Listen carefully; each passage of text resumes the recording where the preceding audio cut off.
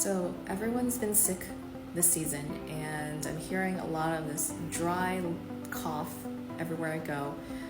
It's the type of cough that you might get sometimes when you've completely almost recovered from a cold or flu, but it's just this nagging cough that won't go away. It's worse at night, and no matter what you do, it just doesn't seem to get any better. For my patients who can't come in to see me, I always recommend this one product. It's mulberry leaf tea.